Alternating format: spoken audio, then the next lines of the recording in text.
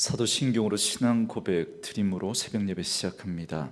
전능하사 천지를 만드신 하나님 아버지를 내가 믿사오며 그 외아들 우리 주 예수 그리스도를 믿사오니 이는 성령으로 잉태하사 동정녀 마리아에게 나시고 본디오 빌라도에게 고난을 받으사 십자가에 못 박혀 죽으시고 장사한 지 사흘 만에 죽은 자 가운데서 다시 살아나시며 하늘에 오르사 전능하신 하나님 우편에 앉아 계시다가 저리로서 산자와 죽은 자를 심판하러 오시리라. 성령을 믿사오며 거룩한 공회와 성도가 서로 교통하는 것과 죄를 사하여 주시는 것과 몸이 다시 사는 것과 영원히 사는 것을 믿사옵나이다. 아멘. 이 아침에 우리에게 주시는 하나님의 말씀은 누가복음 18장 15절에서 30절 말씀까지입니다. 다시 누가복음 말씀으로 오셔서 누가복음 18장 15절에서 30절 말씀까지입니다. 누가복음 18장 15절에서 30절 말씀까지 우리 말씀 찾으셨으면 한 목소리로 같이 읽습니다. 사람들이 예수께서 만져주심을 바라고 자기 어린 아기를 데리고 오매 제자들이 보고 꾸짖거늘 예수께서 그 어린 아이들을 불러 가까이 하시고 이르시되 어린 아이들이 내게 오는 것을 용납하고 금하지 말라. 하나님의 나라가 이런 자의 것이니라.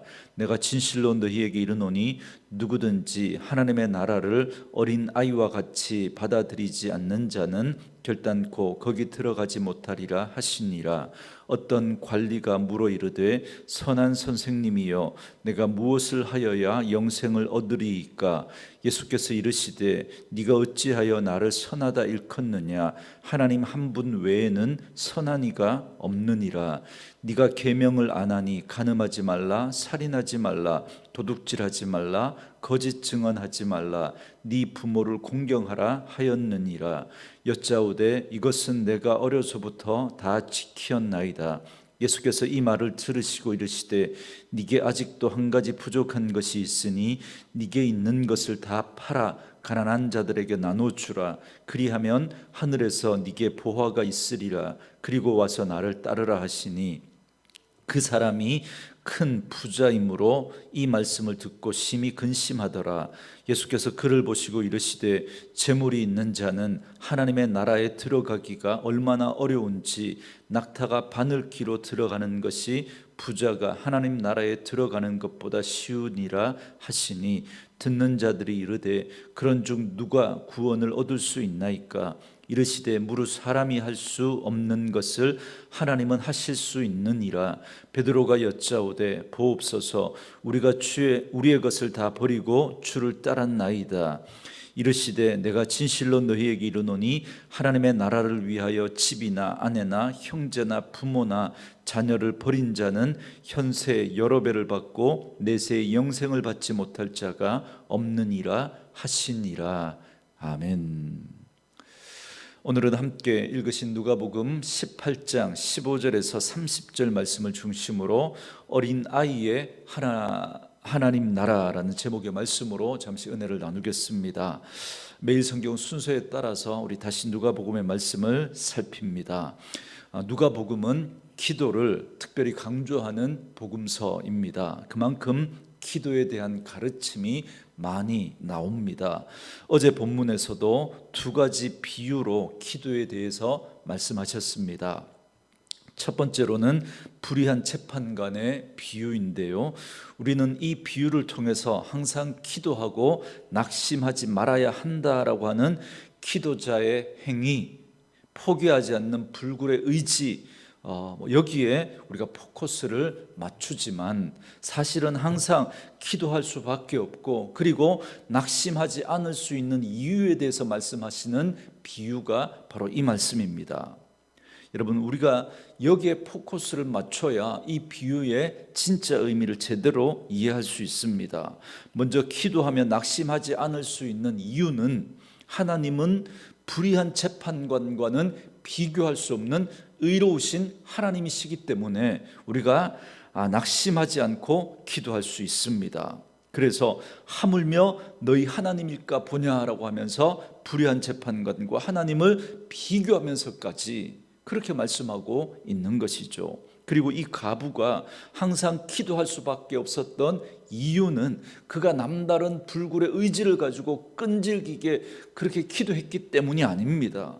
그가 그렇게 기도할 수밖에 없었던 건 원한 때문입니다. 원한. 불의한 재판관도 외면할 수 없었던 이 여인의 정당한 원한이 그녀로 하여금 계속해서 그 원한을 풀어달라고 메어 달리게 했던 것이죠.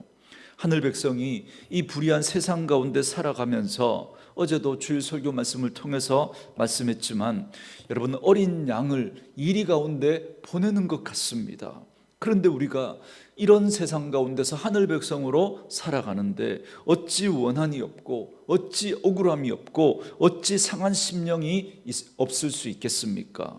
마치 억울한 일을 당한 사회의 약자들이 국회나 시청 앞에서 몇 년씩 천막을 치고 농성을 하는 것처럼 하나님의 백성으로 이 불의한 이 땅을 살아가면서 당하는 아픔과 속상한 그 마음과 그 원한이 우리로 하여금 하나님 앞에 이렇게 기도하게 하는 것이죠.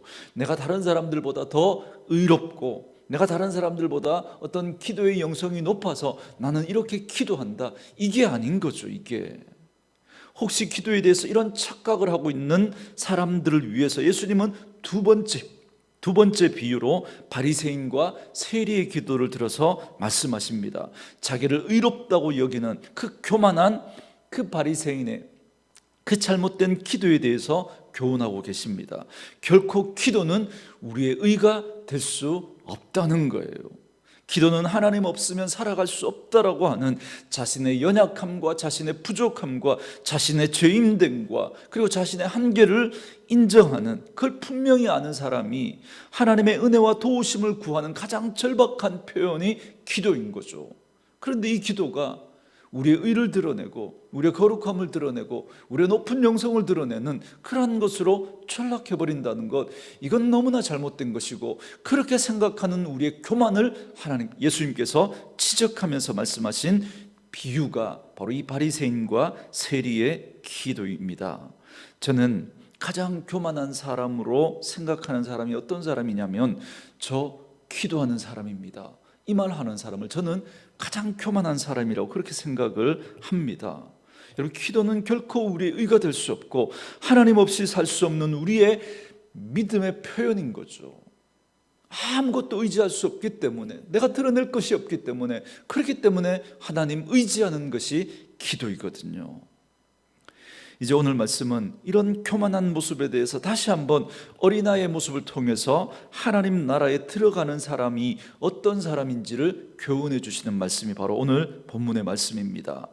여러분, 이것만 봐도 예수님이 얼마나 교만한 사람을 싫어하시는지, 우리가 믿음의 삶을 살아가면서 얼마나 이 교만한 문제를 주의해야 하는지를 여러분 알 수 있습니다. 교만은 하나님을 끌어내리고 나를 그 자리에 올려놓는 것이기 때문에 우상 숭배만큼 하나님이 그렇게 싫어하시는 것이 바로 이 교만입니다. 여러분, 먼저 오늘 본문 15절에 보시면 사람들이 예수님의 만져주심을 바라고 자기 어린 아이를 데리고 왔습니다. 그런데 제자들은 이를 보고 꾸짖습니다. 제자들이 이런 행동을 한 그 행동 속에는 이런 생각이 들어있었던 거죠. 예수님은 한가하게 이런 어린아이나 상대하실 그런 분이 아니라는 겁니다. 행위를 보시는 게 아니라 늘 그 마음의 중심을 보시는 예수님은 그 제자들의 행위 속에 숨어있는 그 의도를 아시고 제자들에게 뭐라고 말씀하십니까? 16절 말씀에 예수께서 그 어린아이들을 불러 가까이 하시고 이르시되 어린아이들이 내게 오는 것을 용납하고 금하지 말라. 하나님의 나라가 이런 자의 것이니라 그럽니다. 예수님은 도리어 그 어린아이들을 불러서 가까이 하셨습니다. 그리고 예수님은 그 아이들을 품에 안으시고 축복해 주시면서 이렇게 말씀하십니다. 하나님의 나라가 이런 자의 것이다 그럽니다. 여러분, 이 말씀도 우리가 너무나 많이 오해하는 말씀 중에 하나입니다. 늘 말씀드리지만 성경에 나오는 단어가 세상에서도 똑같이 사용됩니다. 그런데 세상에서 사용되는 그 단어의 뜻과 이미지를 가지고 그대로 성경을 해석하려고 하니까 여러분 성경을 자꾸 오해하는 겁니다. 이런 오해가 생기는 거예요. 오늘 우리들에게 이 어린아이라고 하는 이미지는 어떤 이미지냐면 순수하고 진실한 이미지, 그래서 말하는 것을 의심 없이 그대로 다 믿는 그런 어린아이의 이미지를 가지고 오늘 이 말씀을 우리가 해석하려고 하니까 여러분 전혀 엉뚱한 해석을 하는 겁니다. 그래서 이 이미지를 가지고 하나님의 나라는 바로 이렇게 순수하고 진실하게 그 의심 없이 다 믿는 그런 아이들이 갈 수 있는 그런 곳이라고 그렇게 우리는 이해하고 또 그런 설교를 많이 들었습니다. 왜냐하면 17절에 보면 예수님께서 이렇게 말씀하시죠. 내가 진실로 너희에게 이르노니 누구든지 하나님의 나라를 어린아이와 같이 받아들이지 않는 자는 결단코 거기 들어가지 못하리라 하시니라 그럽니다. 여러분 이 말씀을 우리가 어린아이에 대해서 가지고 있는 그 이미지를 가지고 해석하니까 이런 오해를 하는 겁니다. 그런데 여러분 잘 보세요. 예수님께서 어디에 이 어린아이를 순수하고 진실하고 거짓 없이 모든 걸 받아들이는 그런 이미지로 말씀하셨습니까? 여러분 그런 말씀이 어디 나오죠? 이건 우리가 만들어낸 거죠. 이건 우리가 가지고 있는 그 이미지를 가지고 이 말씀을 그렇게 해석한 겁니다. 여러분 그 당시 어린이는 요즘처럼 보호받고 존중받는 대상이 아닙니다. 그렇게 순수하고 이런 그런 이미지로 받아들여졌던 존재가 아닙니다. 철저히 무시당하고 외면받는 대상이었습니다. 왜냐하면 노동력을 가장 귀한 가치로 여겼기 때문에 그런 차원에서 보면 이 어린아이는 아무것도 할 수 없는 존재니까. 그래서 지금 베드로는 그런 어린아이를 무시하고 외면하고 밀어냈던 겁니다. 그리고 그걸 보시고 지금 예수님은 이 이야기를 하시는 거거든요. 그리고 앞에서 말씀하신 비유와 연결해서 같은 맥락으로 이해해도 여러분 이 이야기는 분명해집니다. 바로 앞에 나오는 세리의 기도를 통해서 보았던 것처럼 하나님의 나라는 하나님 앞에 나갈 자격이 없는 줄 아는 사람의 것이 바로 하나님의 나라입니다. 그렇기 때문에 이 어린아이처럼 아무것도 할 수 없는 자신을 알고 스스로 자신에게 가치를 부여하지 않는 사람, 그런 자가 들어갈 수 있는 곳이 하나님의 나라라는 걸 말씀하고 있는 겁니다. 순수하고 이런 이미지가 아닌 거예요. 철저히 자기를 부인하는 겁니다. 자기는 아무것도 할 수 없고 자기는 하나님 없으면 안 된다는 걸 아는 사람의 것이 하나님의 나라라는 겁니다. 이 어린아이는 부모의 보살핌이 없으면 살아갈 수 없는 존재거든요. 그렇게 난 하나님 없으면 안 된다라고 하는 그런 고백이 있는 사람, 그래서 철저히 그 하나님 의지하고 붙드는 자의 것이 하나님의 나라라는 것입니다. 오늘 그 이야기를 하고 있는 거죠. 이어지는 말씀을 보면 이 이야기는 더 선명해집니다. 누가 하나님의 나라에 들어갈 수 있는지 어떤 관리가 예수님에게 찾아와서 영생에 관한 이야기를 묻습니다. 여러분 이 이야기를 보면 명확해집니다. 18절 말씀에 보면 어떤 관리가 예수님께 찾아와서 선한 선생님이여 내가 무엇을 하여야 영생을 얻으리이까? 라고 묻습니다. 이 관리가 영생에 대해서 천국에 대해서 관심을 가졌다라고 하는 건 여러분 이건 너무 귀한 일이죠. 여러분 오늘 본문에서는 어떤 관리라고만 되어 있지만 같은 사건을 기록하고 있는 다른 복음서 마태복음 19장이나 마가복음 10장에 보면 이 관리는 청년입니다. 젊은 나이에 많은 재물을 소유한 부족할 것이 하나도 없어 보이는 부자였다라고 말씀하고 있습니다. 그런데 그가 지금 예수님 앞에 꿇어 앉아서 영생에 관해서 여쭙고 있는 겁니다. 이건 정말 너무 귀한 일이죠. 너무. 이건 결코 쉽지 않은 일이거든요. 아쉬울 게 하나도 없는데 그런데 예수를 붙들 이유가 어디 있습니까? 영생에 대해서 관심을 가질 이유가 어디 있습니까? 그러나 이 부자였던 관리가 영생에 대해서 구원에 대해서 관심을 가졌다라고 하는 건 너무 귀한 일이죠. 그러니까 이 부자 관리는 그만큼 영적인 갈급함이 있었던 사람이라고 할 수 있겠습니다. 그래서 오늘 본문에는 나오지 않지만 마가복음 10장 21절에 보면 예수님께서 그를 보시고 사랑하사 이르시되 그럽니다. 아쉬울 것이 없는 사람이 영생에 대한 관심을 가졌다라고 하는 게 너무 귀한 거죠. 그래서 예수님께서 그를 사랑하셨다라고까지 말씀하고 있습니다. 그래서 이 부족할 것이 하나도 없는 이 사람이 예수님을 선한 선생님이라고 그렇게 부르면서 무엇을 해야 영생을 얻을 수 있는지를 묻습니다. 그는 아마 예수님께서 어린 아이와 같은 자가 하나님의 나라에 함께 할 수 있다라고 하는 이 이야기를 듣고 난 다음에 자신을 돌아보면서 이 질문을 했던 것 같습니다. 그가 한 질문을 보면 그는 예수님이 하신 이 말씀을 전혀 이해하지 못했던 사람이라는 걸 알 수 있습니다. 왜냐하면 누누이 말씀을 드리지만 사람들은 늘 겉으로 드러난 행위와 열매를 보고 이해하려고 하거든요. 그러나 늘 예수님은 드러난 행위나 그 열매가 아니라 마음의 중심을 보시고 뿌리를 보십니다. 그러니까 늘 오해하는 거예요. 늘. 이 부자 관리도 마찬가지였습니다. 그래서 이렇게 묻잖아요. 내가 무엇을 하여야 지금 드러난 행위를 지금 그는 보고 이해하고 있었던 겁니다. 예수님은 어린아이를 통해서 하나님의 나라는 행위가 아니라 은혜와 사랑으로 들어가는 것이라고 말씀하고 있는데 그걸 조금도 이해하지 못하고 받아들이지 못하고 있었던 겁니다. 그래서 그는 무엇을 해야 되는지를 묻고 있는 거예요. 그리고 이어지는 대화를 보면 이 부자 관리는 자신이 영생을 위해서 지금까지 행한 일을 거침없이 말하고 있습니다. 18절에서 이 부자 관리가 한 질문에 예수님은 19절에서 이렇게 말씀하시죠. 네가 어찌하여 나를 선하다 일컫느냐? 하나님 한 분 외에는 선한 이가 없느니라 그럽니다. 예수님은 선한 선생님이라고 자신을 부르는 이 관리의 칭찬을 거부합니다. 왜냐하면 예수님을 칭찬하면서 그렇게 부르는 자기 자신도 예수님으로부터 인정을 받고 칭찬을 받으려고 하는 숨은 의도가 그 속에 있었거든요. 그래서 주님은 선함은 오직 하나님만 받을 수 있는 호칭이라고 하면서 이건 사람이 주고받을 칭찬이 아니다 그렇게 말씀합니다. 그러면서 주님은 20절에서 그 부자 관리가 지금껏 구원의 조건으로 여기고 있었던 율법을 다시 한번 상기시켜 주십니다. 그러니까 그 말이 떨어지기가 무섭게 이 관리는 자신은 그러한 계명들을 생명처럼 어릴 때부터 다 지켰다고 자신 있게 당당하게 21절에서 이야기합니다. 여러분 너무 재밌죠?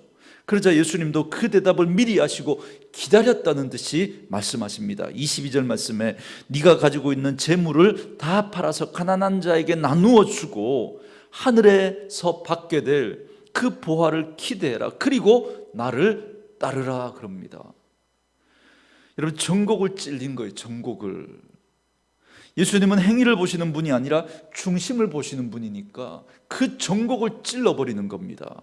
그러니까 그 말씀을 듣고 전곡을 찔린 이 관리는 자신의 많은 재물을 포기할 수 없었거든요. 그렇기 때문에 고민에 빠져서 예수님을 떠납니다. 그렇다면 여러분 한번 잘 생각해 보세요. 과연 이 관리는 자신이 말한 것처럼 계명을 다 지키고 있었던 걸까요? 다. 예수님께서 20절에서 언급하신 계명은 여러분 잘 보세요. 10계명에 7계명과 6계명과 8계명과 9계명과 5계명입니다. 그러니까 5계명부터 9계명까지 언급하고 있는 거예요. 그러니까 사람과의 관계 속에서 드러내야 될 사랑에 대해서 지금 말씀하고 있는 거거든요. 그런데 그는 자신의 재산을 가난한 자들을 위해서 다 내어놓지 못한 사람인 겁니다. 자신은 한다고 했어요. 그런데 다 내어놓지는 못했거든요. 여러분, 예수님께서 이 부자 관리에게 재산을 다 내어놓으라고 지금 그 말 하는 걸까요? 만약에 그 말 하는 거라면 그럼 이 부자가 그럼 자기의 재산을 다 팔아서 가난한 자들에게 나누어 주면 그것으로 천국에 들어갈 수 있을까요? 구원받을 수 있을까요? 아니요. 예수님 지금 그 이야기를 하는 게 아닙니다. 다 내어놓을 수도 없을 뿐더러 그렇게 한다고 한들 그 행위로는 하나님 나라에 들어갈 수 없다는 걸 주님은 지금 말씀하고 계시는 겁니다.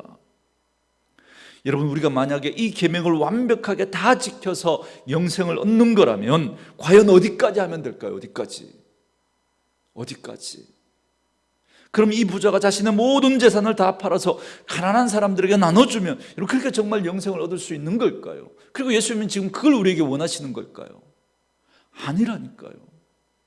그럴 수 없습니다. 예수님은 지금 이 관리에게 그걸 말씀하고 싶은 게 아닙니다.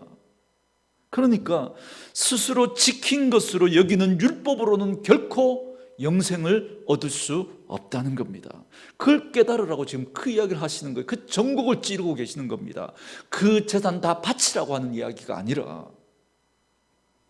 그러나 안타깝게도 이 관리는 예수님을 떠나가 버립니다. 그러니까 이 관리는 결국 하나님의 은혜로만 얻을 수 있는 이 영생을 외면해 버렸던 겁니다. 그러나 예수님께서 그렇게 은혜를 외면하고 떠나는 그 관리를 보시고 함께 있는 자들에게 이렇게 말씀하시죠. 24절과 25절에서 재물이 있는 자는 하나님 나라에 들어가기가 얼마나 어려운지 낙타가 바늘귀로 들어가는 것이 부자가 하나님 나라에 들어가는 것보다 쉬우니라, 그렇게 말씀합니다. 여러분, 이건 너무너무 충격적인 말씀이 아닐 수가 없습니다. 그래서 제자들도 적지 않게 이 말씀에 충격을 받았던 거예요. 왜냐하면 이 부자 관리는 이름만 되면 누구나 알 만큼 누구보다 율법을 잘 지켰고, 그리고 예수님 앞에서 자신 있게 내가 어려서부터 이것을 다 지켰다고 그렇게 말할 만큼 누구보다 도덕적이고 누구보다 윤리적인 삶을 살았던, 그래서 많은 사람들 앞에 존경을 받았던, 다 가진 사람이었어. 다 부자였고 높은 관리에 가지고 있었고 거기에다가 도덕적이고 윤리적이고 다른 사람들에게 칭찬받을 만한 그런 사람이었던 거예요. 다 가진 사람이었던 거예요.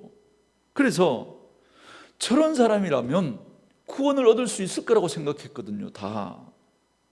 그래서 이 부자 관리의 이러한 면면을 잘 알고 있었던 제자들이 예수님에게 이렇게 묻는 겁니다. 26절 말씀에 그렇다면 누가 구원을 얻을 수 있습니까? 충격인 거예요. 충격. 무슨 말이죠? 우리가 보기에는 다른 사람은 몰라도 저 사람은 분명히 구원받을 만한 사람이라는 거예요. 그런데 저런 사람도 구원받는 게 낙타가 바늘구멍 통과하는 것보다 더 어렵다면 과연 누가 구원을 받을 수 있겠습니까? 지금 이렇게 묻고 있는 겁니다. 그럼 우리 같은 사람은 도저히 구원받는 거 이거 불가능한 거 아닙니까? 지금 이렇게 묻고 있는 거죠. 그러자 예수님께서 뭐라고 말씀하십니까? 27절 말씀에 이르시되 무릇 사람이 할 수 없는 것을 하나님은 하실 수 있느니라. 아멘. 여러분, 정말 이 말씀에 여러분 아멘 하실 수 있습니까? 이게 은혜인 거예요. 이게. 그래서 우리는 하나님 없이는 살아갈 수 없는 거예요. 그래서 우리는 하나님의 은혜 없이는 한순간도 살아갈 수가 없는 것이죠. 왜요? 구원은 오직 하나님의 은혜로만 가능하니까요. 우리가 보기에는 도덕적으로 윤리적으로 흠잡을 데가 하나도 없는 저런 사람도 하나님 나라에 들어갈 수가 어려운데, 들어가기가 그렇게 어려운데, 그런데 나같이 부족하고 나같이 죄가 많고 나같이 못됐고 나같이 온전하지 못한 자가 하나님의 은혜로 예수를 믿고 구원받아 하나님의 자녀가 되었다라고 하는 이 사실이 여러분 이게 은혜인 거죠. 이게 여러분 이걸 어떻게 설명할 수 있겠습니까? 여러분 이걸 어떻게 설명할 수 있겠습니까? 사랑하는 성도 여러분, 행위가 아니라 은혜로 살아가시는 분들 될 수 있기를 주님의 이름으로 축원합니다. 이걸 옆에서 다 지켜보고 들었던 베드로가 이 부자 관리를 의식해서 예수님께 이렇게 말합니다. 28절에 예수님 아시죠? 우리는 우리의 것을 다 버리고 주님을 따르고 있습니다. 그러니까 이미 다 버리고 예수님을 따르는 우리는 구원을 얻을 수 있습니까? 이렇게 지금 묻고 있는 겁니다. 그러자 예수님은 이미 하나님의 은혜 앞에 반응하여 주님을 따르고 있는 그들에게, 물론 그들이 하나님의 나라를 다 이해하지 못하고 그렇게 자충우돌했던 자라는 걸 우리 너무너무 잘 알고 있지 않습니까? 그러나 그들의 연약함과 부족함에도 불구하고 주님은 그들에게 은혜로 찾아가셨고 그들은 그 주님의 은혜 앞에 믿음으로 반응했던 자들이거든요. 그렇기 때문에 이들에게 이미 하나님의 나라가 주어졌다는 걸, 이미 그들에게 구원과 영생이 주어졌다는 걸 예수님께서 확인하시면서 말씀해 주십니다. 그리고 모든 걸 다 포기하고 헌신하고 주님을 따랐던 그들에게 그들이 받게 될 큰 놀라운 그 축복들을, 그 놀라운 은혜들을 다시 한번 약속해 주시면서 마지막 총말과 심판의 날에 은혜를 따라 주시는 그 영생을 누리게 될 것을 다시 한번 약속해 주시면서 이 말씀을 마무리하고 있습니다. 여러분, 인간적인 면면을 보면 자충우돌하는 이 베드로를 비롯한 제자들보다 이 부자 관리가 더 하나님 나라에 합당한 사람 같지 않습니까? 그런데 단 하나, 은혜 앞에 믿음으로 반응한 그것 때문에 이 제자들에게 주어진 놀라운 축복을 여러분 한번 생각해 보십시오. 말씀으로 이 하루를 시작하는 저와 여러분들도 오늘도 하나님 앞에 믿음으로 은혜 앞에 반응하며 살아가는 그런 분들 되어줄 수 있기를 주님의 이름으로 축원합니다. 오늘 주신 말씀을 묵상하면서 이 찬양 들으시고 기도하는 시간 갖겠습니다.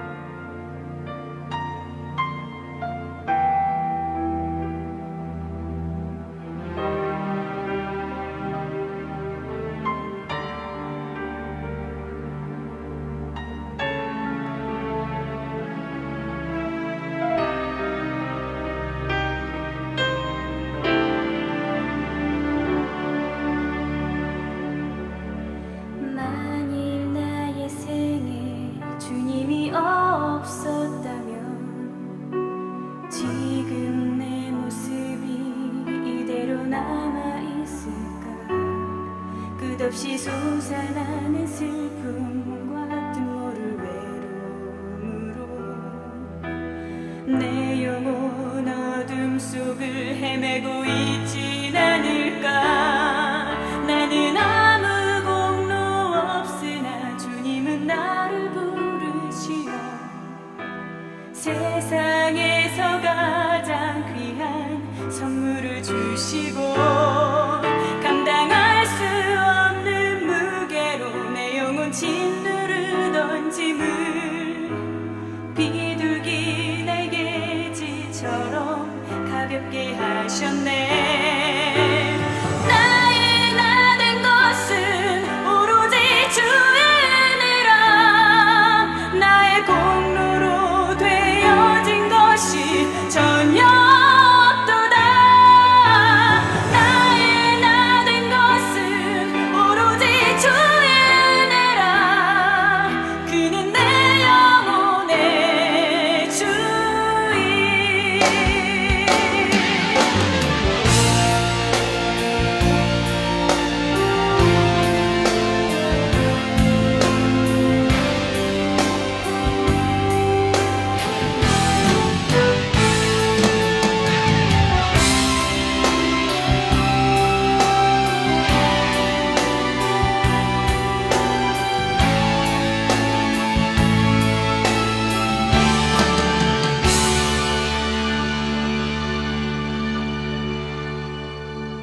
만일 나의 생에 주님이 없었다면 지금 내 모습이 이대로 남아있을까.